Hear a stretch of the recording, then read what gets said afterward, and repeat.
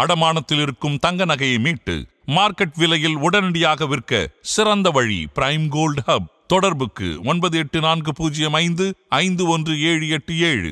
தங்கத்தை மட்டுமல்ல, உங்கள் தன்னம்பிக்கையையும் மீட்டுத் தருகிறோம். தமிழகம் எங்கும் கிளைகள் கொண்ட அண்ணமால் institute of hotel management and hospital management படிப்பில் சேர்வதற்கான அட்மிஷன் நடைபெறுகிறது.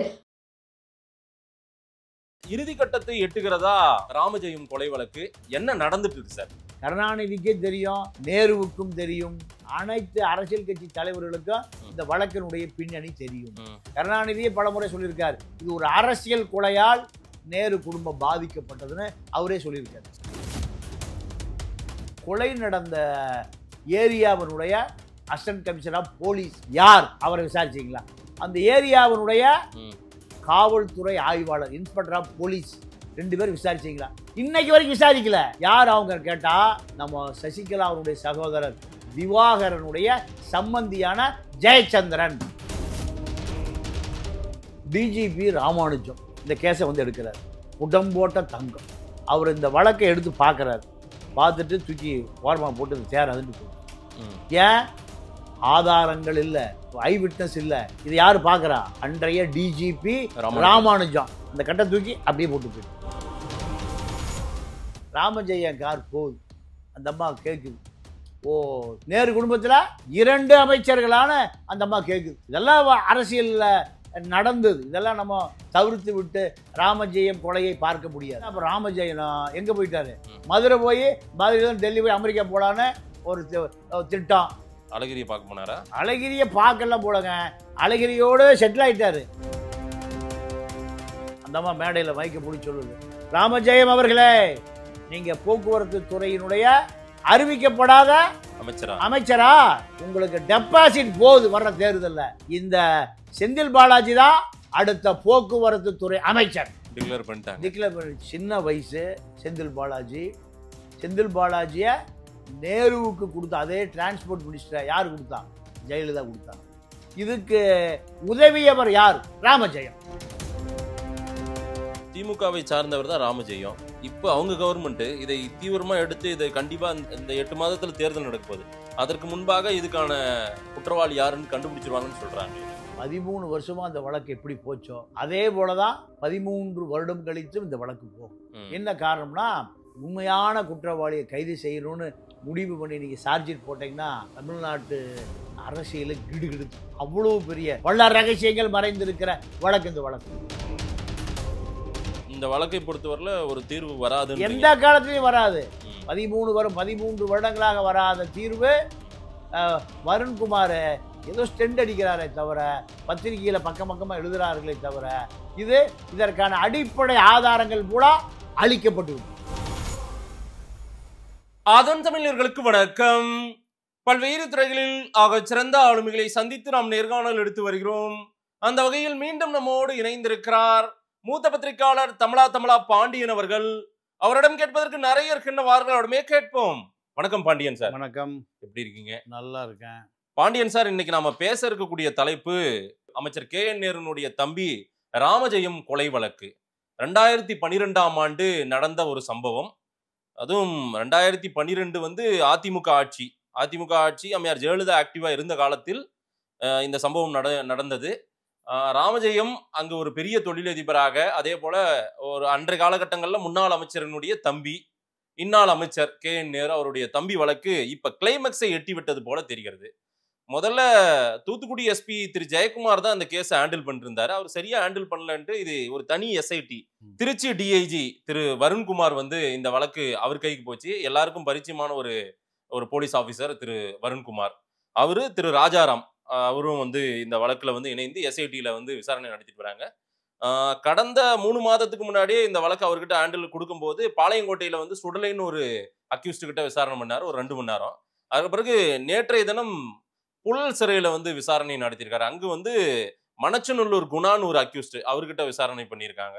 மணச்சநல்லூர் குணா யாருன்னா முட்டை ரவின்னு ஒருத்தர் ஆட்டங்குது. அந்த முட்டை ரவி, திருச்சியே ஆட்டி படித்த முட்டை ரவியினுடைய கூட இருந்த ஒரு ஆளா இருந்திருக்காரு. அவர்கிட்ட ஒரு விசாரணை. இறுதி கட்டத்தை எட்டுகிறதா ராமஜெயம் கொலை வழக்கு? என்ன நடந்துட்டு இருக்கு சார்? பிளாஷ்பேக்கா சொன்னாலும் பரவாயில்ல, இப்போ என்ன நடந்துட்டு இருக்குன்னு சொன்னாலும் மக்களுக்கு போய் சேரட்டும். இல்லை, இந்த வழக்கு வருண்குமார் பல அதிகாரிகளை தாண்டி சிபிஐயை தாண்டி இப்போ வருண்குமார் 4 நாட்களாக ஒரு பரபரப்பு செய்யப்பட்டு வருகிறது. எதுக்காக சார்? எதற்காகனா அவருக்கு தெரிஞ்சிருக்கு, ஆதாரம் கிடைச்சிருக்கோம் ஒருவேளை. இல்லை ஆதாரங்கள் இருந்தால் நீங்கள் ஜெயக்குமாரை விட ஒரு இன்வெஸ்டிகேஷன் சிறந்த அதிகாரி நீங்கள் தமிழ்நாட்டிலே கிடையாது. தூத்துக்குடி எஸ்பியா. ஏன்னா அவர் நம்ம ஜாங்கிட்டோட சிசியன். தமிழ்நாட்டில் இருக்கக்கூடிய முழு குற்றவாளிகள், ஆந்திராவில் இருக்கக்கூடிய குற்றவாளிகள், கர்நாடகாவில் இருக்கக்கூடிய குற்றவாளிகள் வரை தொடர்பு உள்ளவர் யாரு? ஜெயக்குமார். அதனாலதான் ஜெயக்குமாரை விசாரணை அதிகாரியாக போட்டார்கள். விசாரணை அதிகாரியாக போடப்பட்ட ஜெயக்குமாருக்கு ஒரு பெரிய நெட்வொர்க் இருக்கு. அது அவரே அந்த வழக்கில் ஒன்றுமே செய்ய முடியாமல் அங்கிருந்து போயிட்டார். இப்போ அவரை விட பல மடங்கு அவர் ஜூனியர் தான் வருண்குமார். இல்ல, அவரு மாற்றப்பட்டார். அவரு சரியா அதை விசாரிக்கல. இல்ல மாற்றப்பட்டார்லாம் இல்ல. நீங்க அவருக்கு கொடுக்கும் போதே வேற ஆள் இல்லாம, வேற அதிகாரி இல்லாமல் இந்த நெட்வொர்க் உள்ள ஒரு அதிகாரியாகத்தான் ஜெயக்குமாரை போட்டாங்க. அவரே முடியலன்னா வருண்குமார் அதில் ஒண்ணுமே பண்ண முடியாது. இல்ல, சப்ஜெக்ட் என்னன்னா கொஞ்சம் மெத்தனமா இருந்தார் ஜெயக்குமார். இந்த வழக்கின் விசாரணை குறைச்சிட்டாரு அப்படின்றதுதான் செய்தியா வந்தது. இல்ல அதெல்லாம் 100% கிடையாது. ஆனா செய்தியா வந்தது அப்படிதான். ஆமாம். ஆனா ஜெயக்குமாருக்கும் குற்றவாளி தெரியும், நேருவுக்கும் குற்றவாளி தெரியும், கருணாநிதிக்கும் தெரியும். கருணாநிதியே பலமுறை சொல்லியிருக்காரு, இது ஒரு அரசியல் கொலையால் நேரு குடும்பம் பாதிக்கப்பட்டதுன்னு அவரே சொல்லியிருக்காரு. சரி, யாரு? கலைஞர் கருணாநிதியே சொல்லியிருக்காரு. அப்போ குற்றவாளி யார் என்பது, இது அரசியல் கொலை என்பதும் அத்தனை பேருக்கும் தெரியும். நீங்க அந்த கொலையாளியினுடைய அந்த செல்போன் டவர் யாரோ XRY ஒரு தொலைபேசியை நீங்க ட்ரேஸ் பண்றாரு ஜெயக்குமார். அதுல கொலை நடந்த அதே இடத்துல அந்த கல்லணை கால்வாய் ஓரம் 1 மணி நேரம் அந்த செல்போன் டவர் அங்கிருந்து கட்டாகவே இல்லை. ஓகே, கட்டாகவே இல்லை. அந்த கொலையாளி ராமஜெய மனைவிட்ட பேசுறாரு, எங்களுக்கு இவ்வளவு தொகை பணம் கொடு, ராமஜெயம் எங்க கட்டுப்பாடுல இருக்காருன்னு அந்த கொலையாளி பேசுறாரு. அப்ப அந்த அம்மா என்ன நினைக்குது, திருச்சியவே கடத்தி வச்சிருக்கிறவர் யாரு? ராமஜெயம். திருச்சியவே கடத்தி வைத்திருப்பவர். நீங்க அவருதான் அறிவிக்கப்படாத அமைச்சர் யாரு? ராமஜெயம். அவரையே யாரு பிடிக்க முடியும்? அவரு தான் எல்லாத்தையும் முடிச்சுட்டு வருவார். அவரை எப்படி யாரு பிடிக்க முடியும்? அந்த போன அந்த அம்மா உதாசீனப்படுத்திருக்கு. சரி, அதே போல நேருவுக்கு அந்த தொலைபேசி போகுது. ஓகே, கொலை நடந்த பிறகுதான் எல்லாருமே அதை சொல்லி அழுகிறாங்க. அவரும் உதாசீனப்படுத்தினார். ஆமா ஆமா, நேருவும். அதாவது நீங்க திருச்சியில அமைச்சர் நேரு, அறிவிக்கப்படாத அமைச்சர் ராமஜெயம். ஸ்ரீரங்கம் தொகுதியில ஜெயலலிதா எலெக்ஷன் நிற்கிறாங்க. அந்த அம்மா ஸ்ரீரங்கம் தொகுதியில ஜெயலலிதாவை எதிர்த்து அதிமுக காரணம் சைலண்ட் ஆயிட்டான். திமுகவில் யாருமே அங்கே போய் வேலை செய்யலை. இங்கே ஸ்ரீரங்கம் தொகுதியில் வேலை செய்த ஒரே ஆள் யாரு? ராமஜெயம் தான். ஒரு படையோடு போய் ஜெயலலிதாவை எதிர்த்து வேலை செய்தவர் ராமஜெயம் தான். அப்போ இது நீங்க திமுக ஆட்சி, ஜெயலலிதா அப்போ எதிர்கட்சி தலைவர். ஜெயலலிதாவுடைய கார் போக்குவரத்தில் நிறுத்தப்படுகிறது சிக்னல்ல. வரலாற்றுல அது அம்மையார் ஜெயலலிதாவுக்கு நடக்கவே கூடாதுன்னு நினைக்கிறவங்க. அதுல ராமஜெயம் கார் போகுது. அந்த அம்மா கேட்குது, ஓ திருச்சிக்கு 2 அமைச்சர்களா? நேரு குடும்பத்துல 2 அமைச்சர்களான அந்த அம்மா கேட்குது. இதெல்லாம் அரசியல்ல நடந்தது. இதெல்லாம் நம்ம தவிர்த்து விட்டு ராமஜெயம் கொலையை பார்க்க முடியாது. அப்போ இந்த அரசியல் தான் ராமஜெயத்தை பொறுத்தவரை அவருக்கு இன்னொரு ஆசை. எப்படி ஆசைனா, நெப்போலியனை போல திமுகவில் எம்பி ஆகணும், பார்லிமெண்ட் போகணும், நாடாளுமன்றத்துக்கு போகணும்னு அவருக்கு ஒரு ஆசை. இந்த ஆசையை அண்ணன் கிட்ட சொல்றாரு. யாருக்கிட்ட? கே.என். நேரு கிட்ட. நேரு அதை ஆதரிக்கல. அதை அணை போடுறாரு. வேண்டாம், நீ இவன் துளியில பல ஆயிரம் கோடி இருக்கு, பல லட்சம் கோடி இருக்கு, இதை விடவா எம்பி பதவி பெரிய பதவி, உனக்கு பெரிய பதவி எம்டி பதவி. அவரை எம்டின்னு தான் கூப்பிடுவாங்க, அவரை எம்டி சார் தான் கூப்பிடுவாங்க. அப்போ இதை பார்ப்பதற்கே நேரம் இல்லை. நீ டெல்லிக்கு போய் என்ன பண்ண போற? அண்ணங்கிட்ட கோச்சிட்டு ராமஜெயம் இந்தோனேஷியா போயிடுறாரு. எங்க? இந்தோனேஷியா போய் இந்தோனேஷியாவில் நீங்க நிலக்கரி சுரங்கத்தில் இன்வெஸ்ட்மெண்ட் பண்ணுவதற்காக அங்கு இருக்கக்கூடிய நமக்கெல்லாம் தெரிந்த ஒருவரோடு பேசி அங்கேயே செட்டில் ஆயிடுறாரு. நமக்கெல்லாம் தெரியுமா? அதெல்லாம் அது தெரியும். அதுக்கு மேலே அவரை நம்ம அதை சொல்லக்கூடாது. அவரே என்னுடைய பேரை பயன்படுத்தி சொல்லியிருக்காரு. ஒரு பிரபலமான பத்திரிகை நிறுவன அதிபர், அவ்வளவுதான். அதுக்கு மேலே சொல்ல முடியாது. பத்திரிகை நிறுவன அதிபர். ஆமா, அவர்கிட்ட சேம்பர் ஆஃப் காமர்ஸ் இந்தோனேஷியா இந்தியாவினுடைய தலைவர் முன்னாள், அவர் தெரிஞ்சிருக்குன்னு நினைக்கிறேன். தெரிஞ்சிருக்கா தெரியலையா? ஆமா, அவர்கிட்ட போய் அங்க இருக்காரு. இருந்து எனக்கு இன்வெஸ்ட்மெண்ட் நான் கொண்டு வந்திருக்கேன், எனக்கு நிலக்கரி சுரங்கத்தை எனக்கு கொஞ்சம் வாங்கி கொடுங்கிறார். அமைச்சர் நேரு அவரோட தொடர்புக்கு போறாரு. என் தம்பி எப்படியா பேக் பண்ணி அனுப்புங்க, இங்க கோச்சிட்டு வந்துட்டான் இங்க அப்படின்னு எல்லா நிர்வாகம் அப்படியே ஸ்தம்பிச்சு கிடக்கு, தயவுசெய்து அனுப்புங்கிறார். அதன் பிறகு இவர் அந்த தம்பியோடு எந்த வியாபார உறவையும் தொடரல, யாரும் நம்ம பார்ட்டி. அதோடு நிறுத்திட்டார். ஸ்டாப் பண்ண எங்கள் அண்ணன் உங்களை கான்டாக்ட் பண்ணி என்னை அனுப்ப சொல்லிட்டாரா, நான் கிளம்பி போகிறேன்னு 1 மாதம் 1.5 மாதம் கிளம்பி வந்துடுறாரு. எங்கே நடந்தது? இந்தோனேஷியாவில் நடந்தது. அப்போ அண்ணன் தம்பி 2 பேருக்கு எதில் முரண்பாடு வருது? எம்பி ஆகணுங்கிறாரு, இன்னைக்கு நெப்போலியன் மத்திய மந்திரி ஆகிட்டார். இப்போ அமெரிக்காவில் செட்டில் ஆகிட்டாரு. அதே போல் நீங்கள் எந்த ரூட்டில் போனார்? அழகிரி ரூட்டில் போனார். நெப்போலியன் என்ற குமரேசன் எந்த ரூட்டில் போனார்? அழகிரி வழியா தான் டெல்லி போய் அமெரிக்கா போனாரு, குமரேசன் என்கிற நெப்போலியன். அதே மாதிரி தான் அப்ப ராமஜெயனம் எங்க போயிட்டாரு? மதுரை போய் மதுரையில டெல்லி போய் அமெரிக்கா போலான்னு ஒரு திட்டம். அழகிரியை பார்க்க போனாரா? அழகிரியை பார்க்கலாம் போலங்க, அழகிரியோடு செட்டில் ஆயிட்டாரு ராமஜெயம். அழகிரி மதுரையில எதை சொன்னாலும் திருச்சியில அழகிரியினுடைய அறிவிக்கப்படாத தம்பி ஆயிட்டார் ராமஜெயம். அப்போ இதெல்லாமே நேருக்கு ஒரு பெரிய வருத்தம். தம்பி இவ்வளவு பெரிய முதலீடுகள் இருக்கு, இந்த முதலீடுகளை எல்லாம் விட்டுட்டு அவனுக்கு அரசியல் ஆசை வந்துருச்சு. அப்போ இந்தோனேஷியாவுக்கு போனாருனால கோச்சிட்டு போறாரு தான் அர்த்தம். சரி, இதெல்லாமே ராமஜெயத்துக்கு உண்டான ஒரு பலவீனம். நீங்க அடுத்து என்ன பண்றாருன்னா, நீங்க ஸ்ரீரங்கம் தேர்தல் அப்போ கருணாநிதி வைத்து கொண்டு மேடையில் திருச்சியை தாண்டி ஜெயலலிதா போயிட முடியாது. யார் தலைவர் பக்கத்தில் இருக்கார்? தலைவருக்கு ஜெயலலிதா பேசினா என்ன இருக்கும்? ஐச அரட்டன தலையில் வச்ச மாதிரி இருக்கும். தமிழ்நாட்டினுடைய தலைநகரை தாண்டி திருச்சி பக்கம் வந்துருவியா நீ? உரிமையில பேசுறாரு ஜெயலலிதா. ராமஜெயம் யாரும் இருந்தார் மேடையில். ஏங்க கருணாநிதி இருக்கும்போது நேரு அப்படி கீழே உட்காந்துருப்பாரு, மேலதாங்க உட்காந்துருப்பாரு. அப்போ அதை பாக்குறாரு, அண்ணனை விட தம்பி ரொம்ப போல்டா வேகமா இருக்காரு. அண்ணனை விட தம்பி தான் இப்ப நமக்கு தேவை. ஏன்னா அண்ணனை சசிகலா வீட்டில் பார்த்த சாட்சிகள்லாம் இருக்காங்க, அண்ணன் நேருவை முன்னாலோ பின்னாலோ என்னாலோ. அப்போ இவரு வியாபார உறவுகளுக்காக அதிமுகவோடு தொடர்புல இருக்காரு யாரு? நேரு. ஆனா தம்பி தொலைச்சு திருச்சியை தாண்டிட முடியுமா?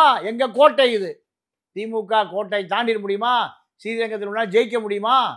இதெல்லாம் பேசுறாரு. பேசுகிற பொழுது கலைஞர் நமக்கு நல்ல தனையன் கிடைத்திருக்கிறான் அப்படின்னு அவர் ரொம்ப சந்தோஷப்படுறாரு. இதெல்லாமே அரசியல் தான்.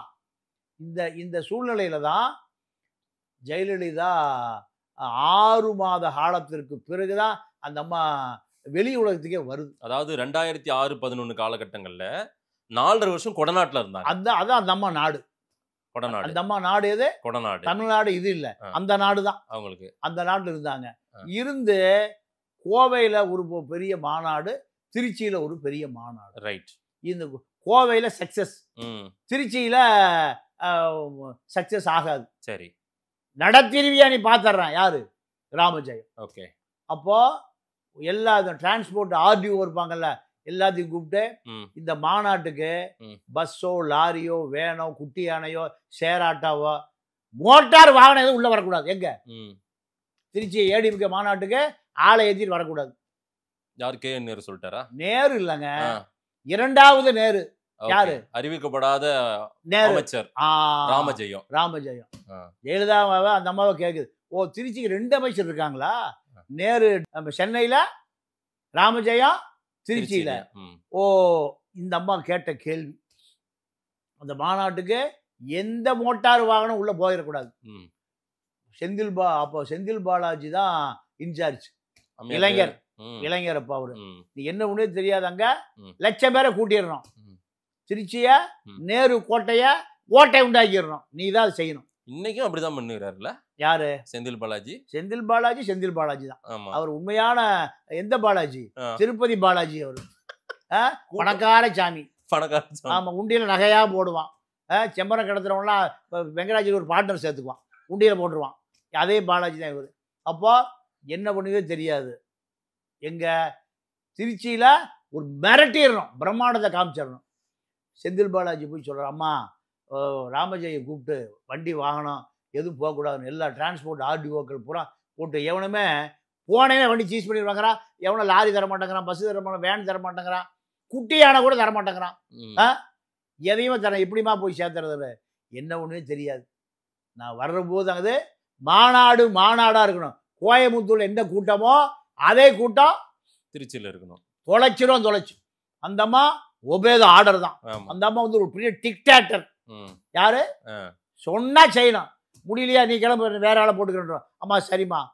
செந்தில் பாலாஜி அத்தனை அங்க இருக்கக்கூடிய கரூர், அரவக்குறிச்சி அது சுற்றி திருச்சி சுற்றி இருக்கிற விவசாய சங்கங்களோட போறார்.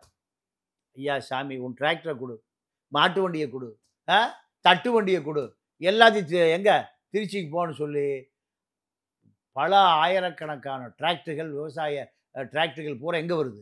திருச்சி நோக்கி. மாட்டு வண்டி பூரா எங்க வருது? தட்டு வண்டி பூரா எங்க வருது? வந்து பார்த்தா அந்த அம்மா பிரமிச்சிருச்சு. மக்கள் கூட்டத்துக்கு நடுவில் டிராக்டர், தட்டு வண்டி, மாட்டு வண்டி, மாடு நிக்குது. கூட்டத்தில் மாநாட்டில், அதிமுக மாநாட்டில் கருப்பு சேவை பெயிண்ட் கொம்புல அடிச்சு வச்சிருப்பான்ல, அவ்வளோ நிக்குது. அந்த அம்மா அப்படியே கார்ல வருது. பார்த்தது, ஓ பஸ்ஸு வரல, லாரி வரல, குட்டியான வரல, டிராக்டர் வரல, எல்லாம் வரல. எல்லா டிராக்டரும் மாட்டு வண்டி தட்டில் ஏறி ஜெயன்னு நிற்கிறான் மக்கள். செந்தில் பாலாஜியை சிறப்பு. அந்த அம்மா மேடையில் மைக்க பிடிச்சி சொல்லுது, ராமஜெயம் அவர்களே, நீங்க போக்குவரத்து துறையினுடைய அறிவிக்கப்படாத அமைச்சரா? உங்களுக்கு டெபாசிட் போகுது வர்ற தேர்தல்ல. இந்த செந்தில் பாலாஜி தான் அடுத்த போக்குவரத்து துறை அமைச்சர். டிக்ளேர் பண்ணிச்சு. எப்போ? திமுக ஆட்சியில். திமுக ஆட்சி, போக்குவரத்து துறை அமைச்சர் நேரு. மிரட்டி வண்டி தராம பண்ணிட்டீங்க. இப்போ உங்களுடைய கதை முடிஞ்சுது. டிரான்ஸ்போர்ட் மினிஸ்டர் யாரு? செந்தில் பாலாஜி அப்போ டிரான்ஸ்போர்ட் மினிஸ்டர் ஆயிட்டாரு. சைரன் கனவுலாம் வந்துருச்சு. இவர் ஜெயிச்சு வந்துட்டாரு 2011. அங்க ஒரு லைப்ரரி இருக்கு எங்க செக்ரட்டேரியட்ல. லைப்ரரிக்கு யாரோ கூட்டிட்டு வராங்க செந்தில் பாலாஜி. அப்போ ஒரு அமைச்சர் ஆகலை, ஜெயிச்சு வந்திருக்காரு, சட்டசபையெல்லாம் கூடலை. வந்த பொழுது யாரோ இன்னொரு சக நண்பர் 2 பேரும் சின்ன குழந்தைகளை போல தள்ளி விட்டு விளையாடுறாங்க 2 பேரும். எங்க? செந்தில் பாலாஜி, இன்னொருத்தர் ஒரு எம்எல்ஏ யாருன்னு தெரியல, தள்ளி விட்டு ஓடி பிடிச்சி விளையாடுறாங்க சார் லைப்ரரிக்குள்ள. அப்புறம் தான் பார்த்து இந்த செந்தில் பாலாஜி அமைச்சரானாரான்னு பின்னாடி தான் தெரிஞ்சுது. அப்போ அவருக்கு அமைச்சராகணும்னு தெரியல. சின்ன வயசு செந்தில் பாலாஜியை நேருவுக்கு கொடுத்தா. அதே டிரான்ஸ்போர்ட் மினிஸ்டரை யார் கொடுத்தா? ஜெயலலிதா கொடுத்தாங்க. இதுக்கு உதவியவர் யார்? செந்தில் பாலாஜியை போக்குவரத்து அமைச்சராக்குனது யாரு? ராமஜெயம். இந்த டிரான்ஸ்போர்ட் ஆர்டிஓக்கள் எல்லாம் கூப்பிட்டு வண்டியெல்லாம் போகக்கூடாது மாநாட்டுக்குன்னு சொல்லலைன்னா செந்தில் பாலாஜிக்கு இவ்வளவு மவுஸ் வந்திருக்காது, இவ்வளவு புகழ் வந்திருக்காது. ஜெயலலிதாட்ட இவ்வளவு செல்வாக்கு வந்திருக்காரு. செந்தில் பாலாஜின்னு ஒருத்தரை பிரம்மாண்டமாக்குனது ராமஜெயம். ராமஜெயம் மாட்டு வண்டியும் டிராக்டர் வரலைன்னா செந்தில் பாலாஜி காதி போர்டு கிடைச்சிருக்கு. என்ன போர்டு? காதி போர்டு தான் கிடைச்சிருக்கு. கைத்தறி அந்த அமைச்சர் தான் கிடைச்சிருக்கு. டிரான்ஸ்போர்ட் எப்படி கிடைச்சதுன்னா ராமஜெயத்தை மீறி என்ன பண்ணாரு? ஆட்களை ஒரு 50,000 பேரை கோயம்புத்தூர்ல திரட்டிய அளவுக்கு அதே அளவுக்கு இந்த கூட்டத்தை சேர்த்துனார். இதுதான். இப்போ நான் மீண்டும் விஷயத்துக்கு வரேன். ராமஜெயம் விஷயத்துக்கு வரேன். ராமஜெயத்தில் ஜெயக்குமாருக்கு வர்றேன். சிபிஐ திமுக தான் சிபிஐ என்கொயரி கேட்கறாங்க. ஆமா, ஏன்னா அதிமுக ஆட்சியில் எங்களுக்கு நியாயம் கிடைக்காதுன்னு சிபிஐ என்கொயரி கேட்கறாங்க. சிபிசிஐடி என்கொயரி வேண்டாங்கிறாங்க. இதெல்லாம் சரி. சிபிசிஐடி, சிபிஐ, மீண்டும் சிபிசிஐடி, மீண்டும் வருண்குமார் மாறி மாறி வந்திருக்குல்ல.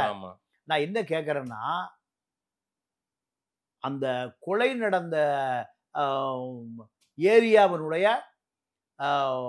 AC assistant commissioner of police யார்? அவரை விசாரிச்சீங்களா? சரி. அந்த ஏரியாவினுடைய காவல்துறை ஆய்வாளர் இன்ஸ்பெக்டர் ஆஃப் போலீஸ் 2 பேர் விசாரிச்சீங்களா? இன்னைக்கு வரைக்கும் விசாரிக்கல. யார் அவங்க கேட்டா, நம்ம சசிகலா அவருடைய சகோதரர் திவாகரனுடைய சம்பந்தியான ஜெயச்சந்திரன். இவர் இன்னைக்கு வரைக்கும் அவர் விசாரிக்கப்படவில்லை. எதற்காக அந்த பகுதிக்கு அவர் அசிஸ்டன்ட் கமிஷனர் ஆஃப் போலீஸாக பணி நியமிக்கப்பட்டார்? அந்த காவல்துறை ஆய்வாளர் எதற்காக அந்த பகுதியில் பணி நியமிக்கப்பட்டார்? இதெல்லாமே இன்று வரை விசாரிக்கப்படாத மர்மமாக இருக்கு. அந்த புள்ளிகளும் இணைத்தால் யாரு குற்றவாளி கண்டுபிடிச்சிடலாம். குற்றவாளியா இது ஜெயக்குமாருக்கும் தெரியும், சிபிஐக்கும் தெரியும், சிபிசிஐடிக்கும் தெரியும். நீங்க சிபிஐ பொறுத்தவரைக்கும் எப்படின்னா, குதிரைக்கு லாடத்தை போட்ட மாதிரி தான். குதிரைக்கு லாடம் போட்ட மாதிரி தான். எப்படின்னா, சிபிஐ ஒரு பெரிய வலிமையான விசாரணை அமைப்பு தான். அந்த அமைப்புக்கு இப்போ இந்த ராமஜெயம் கொலை விசாரிக்கிறதுக்கு ஆந்திராவிலிருந்து ஒரு அதிகாரி, கர்நாடகாவிலிருந்து ஒரு அதிகாரி, கேரளாவிலிருந்து ஒரு அதிகாரி, கீழ்மட்ட ஆட்கள் பூரா மகாராஷ்டிராவில் இருந்த என்ன விசாரிப்பாங்க? காவல்துறை எதை சார்ஜ்ஷீட் போடுதோ, குற்றப்பத்திரிகையை கொடுக்குதோ, எஃப்ஐஆரை கொடுக்குதோ, அந்த ரூட்லேயே போவாங்க. அப்போ காவல்துறை பல வழக்குகள் விடுதலை ஆவதற்கு காரணம் அதுக்குள்ள அரசியல் பூந்துடும். குற்றவாளிக்கு பின்னாடி ஒரு அரசியல் எங்க பூந்துடும்? அந்த சார்ஜ்ஷீட்ல பூந்துடும். கோர்ட் ஏட்டையா ஒரு ரிட்டையர்ட் ஆகி வீட்டில் படுத்து கிடக்க முடியாத நான் அடுத்த வாரம் ரிட்டையர்ட் ஆகிறவரை வயசான ஆளை தான் கோர்ட் ஏட்டையாவா போடுவாங்க. அவர் எந்த சாட்சியை கூட்டிட்டு போய் நிறுத்துவார்? சரி. எந்த வழக்கில் தண்டனை வாங்கி கொடுப்பாரு? யார் சார்ஜ்ஷீட் போட்டா, யார் எஃப்ஐஆர் போட்டா? இதெல்லாம் நீங்க எதிர் முகாமில் இருக்கக்கூடியவர்கள் மூத்த வழக்கறிஞரை கொண்டு நிறுத்தினா பல வழக்கு புஷ்ஷுன்னு போயிடும். என்ன காரணம் கேட்டீங்கன்னா, அதை கவனம் செலுத்துவதே இல்லை. கவனம் ஏன் அதுக்குள்ள அரசியல் பூந்துடும். சாட்சிகள் கலைக்கப்படுவான், காவல்துறை விரட்டப்படும். இதனால தான் பல வழக்கு காணாமல் போய் தமிழ்நாட்டில் இருக்கிற எல்லா குற்றவாளிகளுக்கும் குறைந்தது 15 கொலை வழக்கு நிலுவையில் இருக்க, 16வது கொலை பண்ணுவான். இப்படி இதுக்கு ஒரே காரணம் என்ன? எந்த வழக்கையும் காவல்துறை உயர் அதிகாரிகளுடைய கவனத்திற்கு போய் இந்த வழக்கில் தண்டனை வாங்கி கொடுக்கக்கூடிய அளவுக்கு கவனம் செலுத்துவதில்லை. சிறப்பு கேஸ், இதில் குற்றவாளி தப்பிக்கூடாது சிஎம் அலுவலகத்தில் சொன்னால், சங்கராச்சாரியார் வழக்குகளை போல அரசியல் முக்கியத்துவம் வாய்ந்த வழக்குகள் மட்டும்தான் நீங்கள் அட்வொகேட் ஜெனரல் ஐடியா கேட்பாங்க. சீனியர் காவல்துறை ஓய்வு பெற்ற அதிகாரி உட்கார்ந்து பல சட்ட நுணுக்கங்களை சொல்லுவார். இப்படியெல்லாம் கவனம். மீதி வழக்கெல்லாம் போகிற போக்கில் அங்கே இருக்கிற ரைட்டரை சிஎஸ்ஆர் போடுவார், எஃப்ஐஆர் போடுவார், சார்ஜ்ஷீட்டும் போட்டுருவார். ஆனால் ராமஜெயம் வழக்கு அரசியல் வழக்கு. ஏன்னா அவர் முன்னாள் அமைச்சனுடைய தம்பி. அது மட்டுமல்ல, கலைஞர் மேடையில் பேசினவர் திமுகவில் ரொம்ப பரிச்சயமாக இருந்திருக்காரு, திருச்சியே ஆட்டி படைச்சிருக்காரு. அப்படின்னும் போது தீவிரமான ஒரு வழக்கா எடுத்து தானே விசாரணை பண்ணியிருப்பாங்க. ஆனால் 13 வருடங்களாக இன்னுமே அதற்கான மர்மங்கள் விலகல. ஆனால் இன்றைக்கு டிஐஜி திரு வருண் அவர்கள் எடுத்து ரொம்ப வேகப்படுத்தி இருக்காருன்னா, அவர்கிட்ட நிறைய ஆதாரங்கள் சிக்கியிருக்கிறதா தானே பல செய்திகள் வருது. இல்லை, அதாவது ஜெயக்குமார்ட்ட சிக்காத ஆதாரங்கள், சிபிஐயில் சிக்காத ஆதாரங்கள், முன்னாள் சிபிசிஐடி சிக்காத ஆதாரங்கள், வருண்குமார்ட்ட என்ன சிக்கியிருக்குன்னு நினைக்கிறீங்க? பத்திரிகையில் குணசீலன், குணசேகரன் மணச்சநல்லூர் குணசேகரன், இலங்கை தமிழர். ஒருவேளை இலங்கையில் மட்டக்களப்புல கொலை நடந்த மாதிரியே நடந்திருக்குன்னு ஒரு மலம் பத்திரிக்கை எழுது. மணச்சநல்லூர் குணா. ஆமா. அப்போ இலங்கை தமிழர்கள் சம்மந்தப்பட்டிருப்பானான்னு இலங்கை தமிழனுக்கு வாழ்நாள் முழுக்க எதிரியான ஒரு பத்திரிக்கை அது பதிவு பண்ணுது. இலங்கை தமிழ்னாலே பிடிக்காது அவன் அந்த பத்திரிகையுடைய நோக்கம். ஆனா அந்த பத்திரிக்கை தமிழன் தான் வாங்குறான், தமிழருக்கு எதிராகவே இருக்கும். இலங்கை தமிழர்கள் இருப்பானோ இந்த கொலை மட்டக்களப்பு ஸ்டைலில் கொலை பண்ணியிருக்குன்னு. மட்டக்களப்பு ஸ்டைலில் என்ன கொலை பண்ணான்னு கேரளா நம்பிதுரைக்கு தெரியுமா? தெரியாது. மட்டக்களப்பு ஸ்டைல் பூரா துப்பாக்கி சூடு தான். இலங்கையில் பூராம வெட்டுறது குத்துறது எல்லாம் கிடையாது, கம்பியில் கட்டுறது கைத்தில் கட்டுறதெல்லாம் கிடையாது. எல்லாம் என்ன துப்பாக்கி சூடு தான். அப்போ நீங்க மட்டக்களப்புல மணச்சநல்லூர் குணா இலங்கை தமிழ அதே ஸ்டைலில் பண்ணியிருக்குன்னு ஒரு கற்பனையை புனைந்து இதுல அந்த பத்திரிகை எழுது. அதே போல சுடலைன்னு ஒருத்தர் பாளையங்கோட்டை ஜெயிலில், ஆமா, அவரை பார்த்துருக்காங்க. முட்டரவி தொடர்புடையவர் தான் மணச்சநல்லூர் குணா. முட்டரவியே என்கவுண்டர் செய்யப்பட்டார் 2006. அந்த என்கவுண்டர் காரணம் ராமஜெயம், அதனாலதான் மணச்சநல்லூர் குணா இதுல தொடர்பு படுத்தப்படுறார் அப்படின்ற தகவலும் சொல்றாங்களே. இல்ல இதுல 2011 to 21 10 வருஷ காலம் அண்ணாதிமுக ஆட்சி. ஆமா. அதிமுக ஆட்சியில டிஜிபி ராமானுஜம் இந்த கேஸை எடுக்கிறார். சரி. அவரை நீங்க எந்த கட்சியில எந்த அரசு ஆதரவாளர் அவரை நீங்க முத்திரையில குத்த முடியாது. புடம் போட்ட தங்கம். நான் பல அதிகாரிகளை சொல்லுவேன், அதுல அவர் ஒருத்தர். அவர் இந்த வழக்கை எடுத்து பார்க்கறாரு, பார்த்துட்டு தூக்கி ஓரமாக போட்டு சேராதுன்னு போயிட்டார். ஏன்? இன்வெஸ்டிகேஷன் இல்லை, ஆதாரங்கள் இல்லை, ஐ விட்னஸ் இல்லை. இது யாரு பார்க்கறா? அன்றைய டிஜிபி ராமானுஜம் அந்த கட்டை தூக்கி அப்படியே போட்டு போயிட்டார். அப்போ அதுதான், அதுக்கு மேல நம்ம அவரை இந்த வழக்குள் இழுக்க முடியாது. அப்போ இந்த வழக்கு சுரத்து இல்லாமல் இந்த வழக்கை யாரு இப்படி பதிவு செய்தது? ஒரு கேள்வி வருதா இல்லையா? நீங்க ராமானுஜம் வாங்கி பார்த்து, ஏப்பா இந்த வழக்குல கண்டிப்பா குற்றவாளிக்கு தண்டனை கிடைக்கும் அப்படி ஒரு சொல்ல தூக்கி என்ன பண்றாரு? ஓரமா போட்டுறாரு. அப்போ ஓரமாக போடுவதற்கு இந்த வழக்கில் ஒண்ணுமே இல்லை. சரி, ரைட்டு. அதன் பிறகு திமுக என்ன பண்ணுதுன்னு கேட்டிங்கன்னா, நேரு குடும்பம் என்ன பண்ணுதுன்னா, அதிமுக ஆட்சியர்களுக்கு நியாயம் கிடைக்காதுன்னு சொல்றாங்க. சரி, நியாயம் கிடைக்காது, சிபிஐ வேணும். யார் கேட்குறா? நேரு குடும்பமே கேட்குது.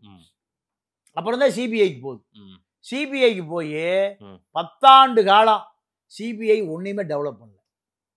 நீங்க 1 வருஷம் 2 வருஷம் 3 வருஷம் இல்லைங்க, சிபிஐக்கு எந்த அந்த வழக்கை நகர்த்துவதற்கு, முன்னேறுவதற்கு, குற்றவாளியை நெருங்குவதற்கான எந்த விஷயம் எதில் இல்லை. அந்த குற்றப்பத்திரிகையிலும் இல்லை, எஃப்ஐஆர்லையும் இல்லை. சிபிஐ ஸ்டார்ட் பண்ண இடத்துல நின்றுட்டு போயிடுச்சு. திருப்பி என்ன பண்றாங்க? சிபிசிஐடி கேட்கறாங்க. மாநில ஏன்னா ஆட்சி எங்கிட்ட வந்துருச்சு, 10 வருஷம் கழிச்சு ஆட்சி எங்கிட்ட வந்துருச்சு, நாங்க விசாரிச்சிடறோம். வந்த பிறகு ஜெயக்குமாரை போடுறாங்க, தூத்துக்குடி எஸ்பி. ஜெயக்குமாரை ஏன் பல குமார்கள் இருக்காங்க, ஏன் ஜெயக்குமாரை போடுறாங்க? அவருக்கு ஏதோ சிறப்பு இருக்கணுமா இல்லையா? சரி, அவருக்கு ஏதோ ஒரு திறமை இருக்கணுமா இல்லையா? ஒரு ஸ்பெஷல் டீமுக்கு என்ன பண்ணுவாங்க? அதிகாரியை தேடி பிடிச்சி கொண்டு வந்து போடுவாங்க. ஏன்? அவர் காம்ப்ரமைஸ் ஆக மாட்டார். ஜெயலலிதா வழக்கில் நல்லம்மா நாயுடு போட்டாங்கல்ல, ஏன்? நல்லம்மா நாயுடு எதையுமே காம்ப்ரமைஸே பண்ணிக்க மாட்டார். டெரரான அதிகாரி, ராமானுஜத்தை போல, பொன்மாணிக்க வேலை போல, ஈஸ்வரமூர்த்தியை போல. அப்போ போடுறாங்க. போட்ட பிறகு ஜெயக்குமார் ஸ்டார்ட் பண்ண இடத்துல விட்டுட்டு போயிட்டார். சரி, ஏதோ பண்ணாரு, எல்லா ஜெயிலுக்கு இதே பேர் போகிற மாதிரி திருநெல்வேலி ஜெயிலுக்கு போனார், கோயம்புத்தூர் ஜெயிலுக்கு போனார், எல்லா ஜெயிலுக்கு போனார். இந்த வழக்கை நகர்த்த முடியலையா?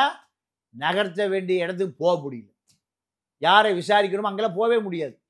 யாரை காவல் நிலையத்துக்கு வர வைக்கணுமோ வர வைக்கவே முடியல.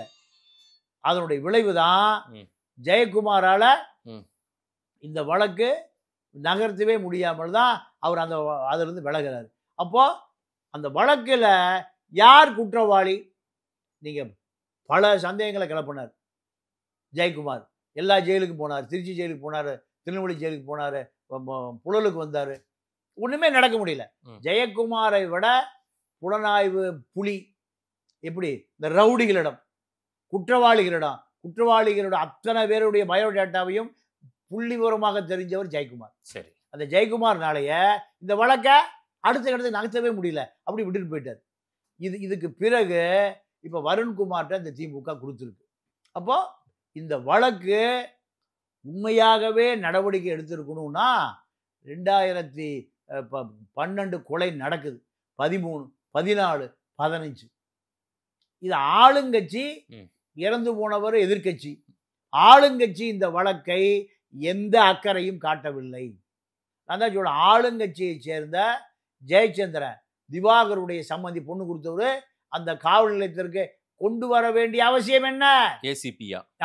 ஏசிபி இல்ல, ஏசி. ஏசியா? ACP, assistant commissioner police. வெளியூர்ல டிஎஸ்பிக்குவோம், அங்க சிட்டிக்கு போனா ஏசி. ஏசி. நம்ம ரூரல்ல வந்து எஸ்பிக்குவோம், அங்க போனா அவங்க டிசி ஆயிடுவாங்க, டெப்டி கமிஷனர். அப்போ இந்த வழக்குல பல விஷயங்களை தொடர்க்கே பயப்படுறாங்க. ஏன்? வலிமையான அரசியல் இருக்கு. இல்ல, இப்ப தீவிரமா திரு வருண்குமார் அவர்கள் இதை கையில எடுத்து இதை வேகப்படுத்தி கொண்டு இருக்கிறாரு. ஜெயக்குமாராலேயே முடியலனா சிவனால கூட முடியாது. ஏன்? ஜெயக்குமார போட்டாங்க, அவரு எதை, நான் இதே மாதிரி அப்பவே சொன்னேன், ஜெயக்குமார் விட்டுட்டு போயிடுவார்னு தான் சொன்னேன். ஜெயக்குமாரும் விளம்பரத்துக்கு இந்த வழக்கு பயன்படுமே தவிர, நீங்க இதை போன்ற பல வழக்கு இருக்கு. நீங்க சங்கர சுப்பு மகன் வழக்கு 10,000 வக்கீல் போராடுனாங்க.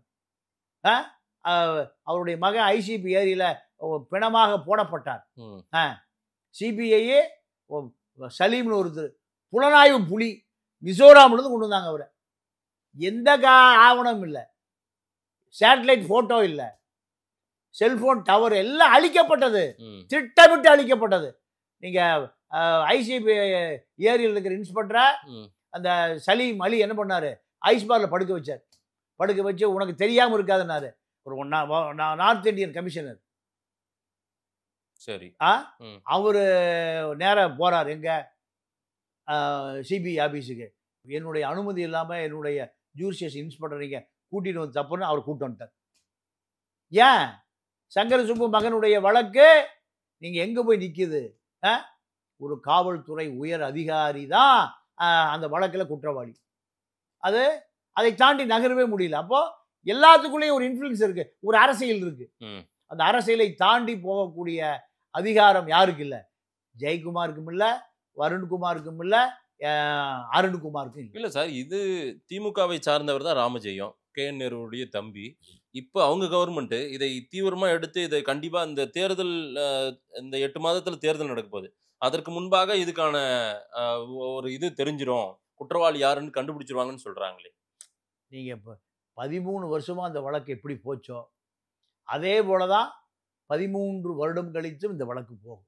என்ன காரணம்னா, நீங்க உண்மையான குற்றவாளியை கைது செய்யணும்னு முடிவு பண்ணி நீங்க சார்ஜ் போட்டீங்கன்னா தமிழ்நாட்டு அரசியல கிடுகிடுத்து போகும். அவ்வளவு பெரிய பல ரகசியங்கள் மறைந்திருக்கிற வழக்கு இந்த வழக்கு, ராமஜெயம். ஆமா ஆமா.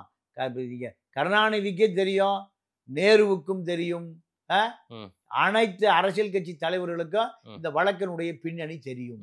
அதனால நீங்க ஒரு ஸ்டேஜுக்கு மேல இதை நகர்த்தவே முடியாது. சரி. என்ன காரணம்னா, அவ்வளவு வலிமையான அரசியல் புதைந்திருக்கிற வழக்கு. அப்ப இந்த வழக்குல வருண்குமாருக்கு நீங்க டிஜிபி ராமானுஜத்துக்கு ஓரமா போட்டு போயிட்டாரா? டிஜிபி ராமானுஜத்தை விட வலிமையான அதிகாரியா வருண்குமார்? டிஜிபி ராமானுஜம் பல ரகசியங்களை சொன்னவர். ஜெயலலிதாவுக்கு பெங்களூர்ல நடராஜனும் சசிகலாவும் உங்களை ஆட்சியை கைப்பிடிப்பதற்கு, அதிகாரத்தை பிடிப்பதற்கான மீட்டிங் நடக்குதுன்னு ஃபுட்டேஜை கொண்டு கொடுத்தாரு. அதுக்கு பிறகுதான் எல்லாத்தையும் ஜெயலலிதா என்ன பண்ணுச்சு, சசிகலாவெல்லாம் வாய்ஸ் கார்டில் வெளியேற்றப்பட்டதுக்கு காரணம் ராமானுஜம். நடராஜனும் சசிகலாவும் சந்திப்பதே இல்லை, வாழ்நாள் சந்திப்பது இல்லைன்னு ஜெயலலிதா சத்தியம் பண்ணி கொடுத்த சசிகலா நடராஜனோடு சந்தித்தார் என்கின்ற ஃபுட்டேஜை கொடுத்ததாரு. நான் ஏன் உன் குடும்பத்தை நான் சேர்றது இல்லை, என் குடும்பத்தையும் சேர்றது இல்லைன்னா சசிகலா நடராஜன் குடும்பத்தோட தொடர்பு இல்லை, ஜெயலலிதா அவர்கள் குடும்பத்தோட தொடர்பு இல்லை, தியாகம் பண்ணிய இந்த நட்பு விரிசலானதே ராமானுஜம் தான். ம். அப்போ இவ்வளவு புலனாய்வு புலியவர், ஆனா இந்த வழக்குல அந்த கட்டத்துக்கு ஓரமா போட்டு போயிட்டார். இப்படி இருக்கிற பொழுது நீங்க வருண்குமாரோடைய புலனாய்வு, மணச்சநல்லூர் குணா, திருநெல்வேலியில மணல்மேடு சங்கர் கும்பல் இப்படி போகுமே தவிர இதை தாண்டி இது எந்த தீர்வும் எட்டாமலே முடிந்து போகிற வழக்கா இந்த வழக்கு. அதாவது ராமஜெயத்தை பொறுத்த வரைக்கும் திருச்சியில் அவர் வைத்தது தான் சட்டம். ஒரு திருச்சியில் ஒரு பெரிய ஃபைனான்சியல் சேட்டு, கண்ணா சேட்டுன்னு பேர். ஆமாம், கண்ணா சேட்டு. அவர் பணம் கொடுத்து திருப்பி கொடுக்கலைன்னு ஒரு வழக்கறிஞரை பிடிச்சு கொண்டு கட்டி வச்சிருக்காங்க. ஒரு வழக்கறிஞரை. அப்போ வழக்கறிஞரை காப்பாற்றுவதற்கு சட்டம் பயப்படுது, ஜனநாயகம் பயப்படுது, போலீஸும் பயப்படுது.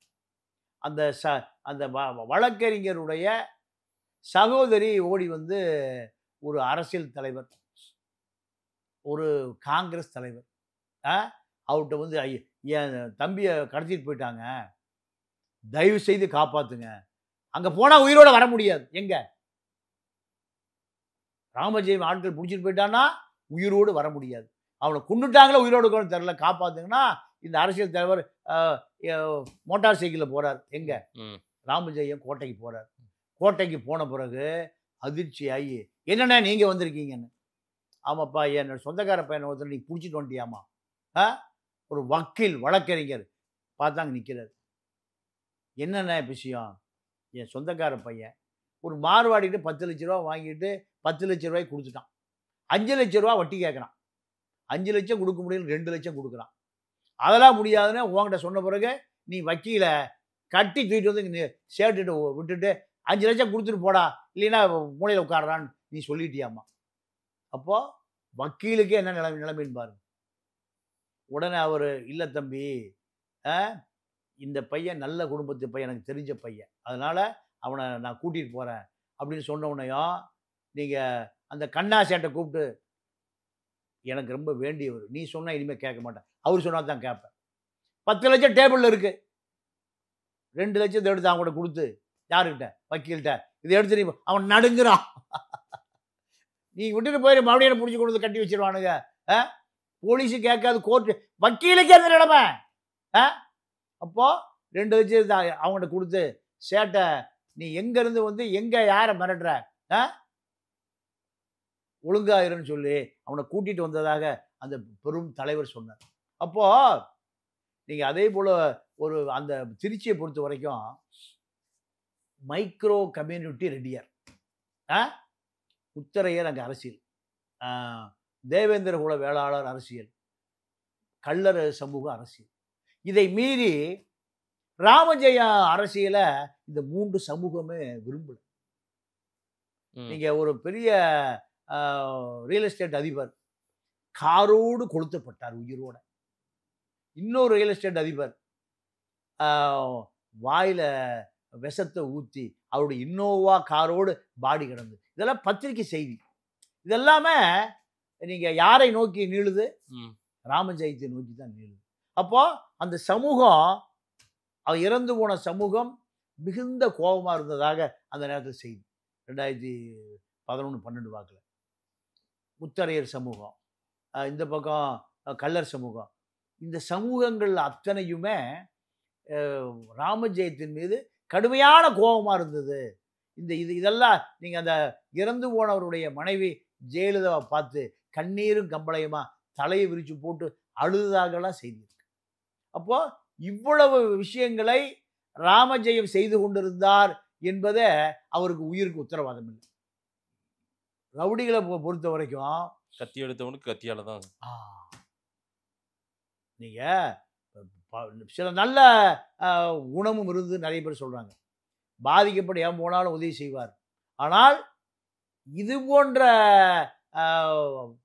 ஒரு மறைமுகமான அரசியலுக்குள்ள இப்படி ஒரு கொடூர முகமும் அவருக்கு இருந்ததாக சொல்றாங்க. அப்போ இரண்டுமே பேலன்ஸ் ஆகுமல்ல. இந்த வழக்கை பொறுத்தவரையில ஒரு தீர்வு வராது. எந்த காலத்திலையும் வராது. 13 வருடங்களாக வராத தீர்வு. வருண்குமார் ஏதோ ஸ்டெண்ட் அடிக்கிறாரே தவிர, பத்திரிகையில பக்கமா எழுதுகிறார்களே தவிர, இதற்கான அடிப்படை ஆதாரங்கள் கூட அளிக்கப்பட்டு விட்டது. நேரில் வந்து நேரம் கொடுத்து பேசுங்க. நன்றி பாண்டியன் சார். நன்றி, வணக்கம்.